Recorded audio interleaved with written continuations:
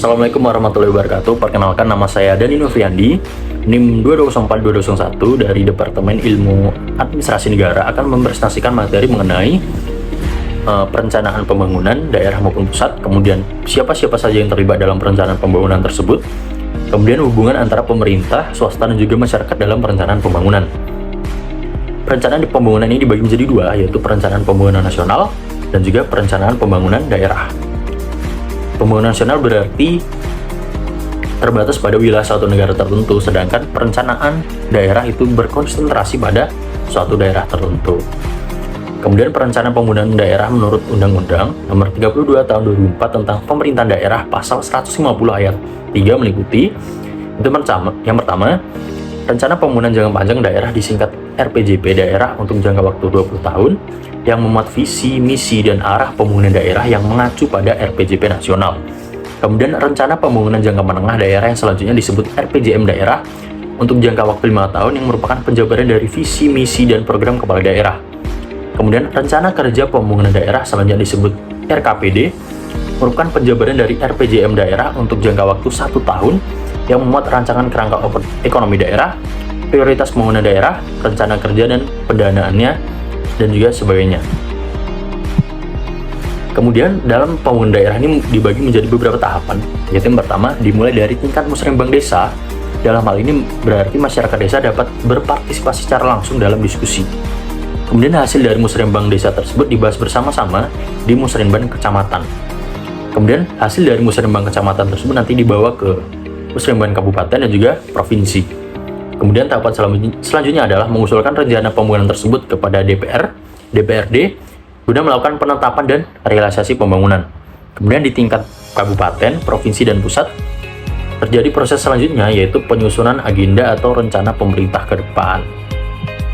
Kemudian beralih ke pembangunan nasional. Pembangunan nasional ini memiliki hakikat adanya keselarasan, keserasian, keseimbangan, dan juga kebulatan yang utuh dan semua kegiatan pembangunan.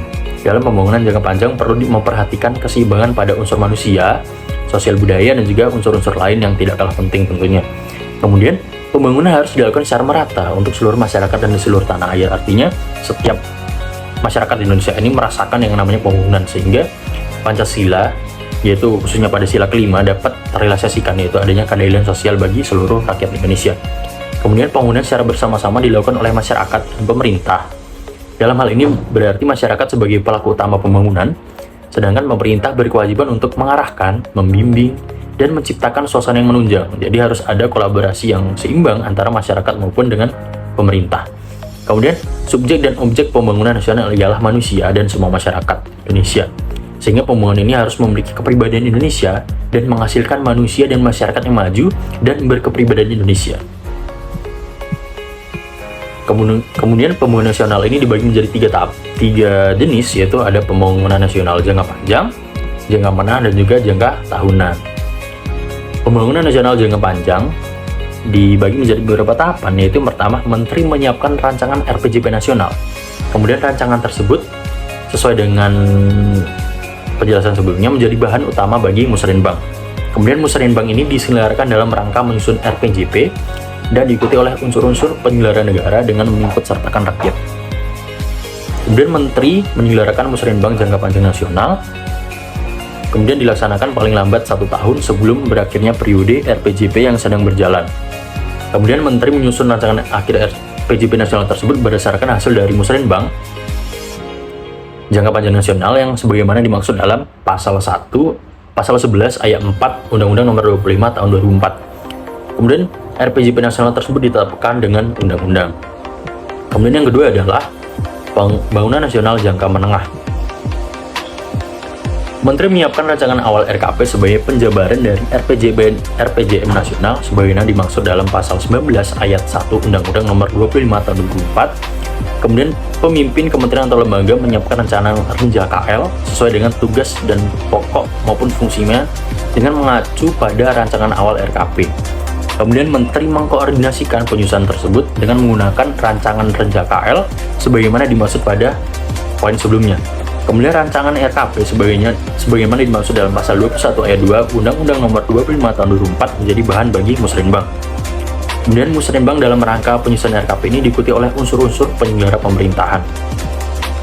Kemudian terakhir yaitu pembangunan nasional jangka tahunan. Menteri menyelenggarakan musrenbang penyusunan RKP. Kemudian musrenbang ini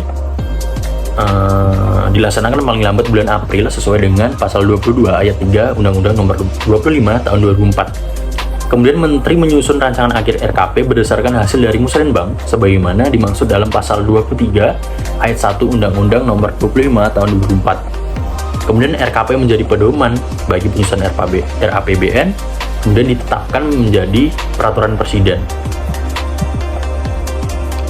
Kemudian siapa-siapa saja yang terlibat dalam pembangunan daerah maupun nasional ini tentunya adalah Bapeda dan juga Bappenas. Bapeda merupakan Badan Perencanaan dan Pembangunan Daerah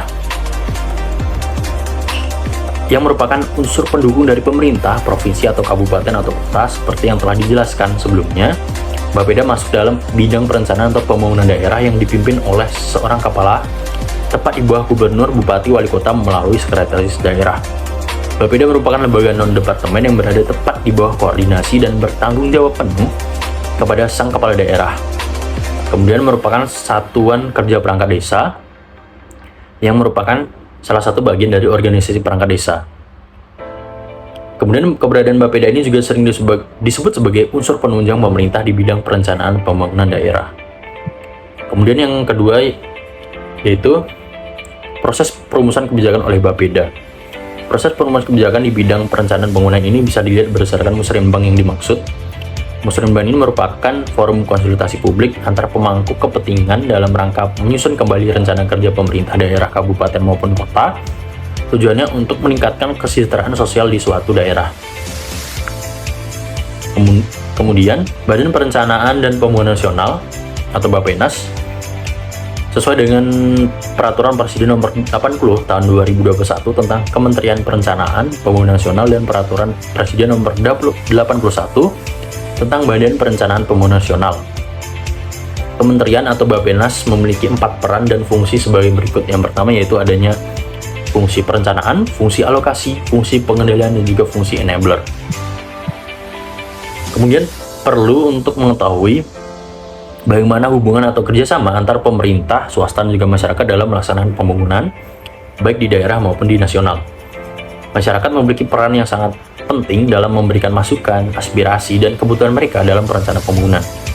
Keterlibatan masyarakat dapat mencakup penyelenggaraan pertemuan publik, konsultasi, partisipasi dalam proses pengambilan keputusan, yang dapat membantu memastikan bahwa program pembangunan yang dilaksanakan ini sesuai dengan kebutuhan masyarakat. Kemudian pemerintah memiliki tanggung jawab untuk merancang kebijakan dan regulasi yang mendukung pembangunan berkelanjutan. Pemerintah juga berperan sebagai fasilitator dan pengawas untuk memastikan bahwa sektor swasta beroperasi sesuai dengan standar etika, hukum, dan juga lingkungan. Kemudian terjadi hubungan antara pemerintah dan juga sektor swasta dalam pembangunan yang dapat menjadi motor penggerak utama dalam pelaksanaan proyek-proyek pembangunan. Pemerintah menyediakan kebijakan,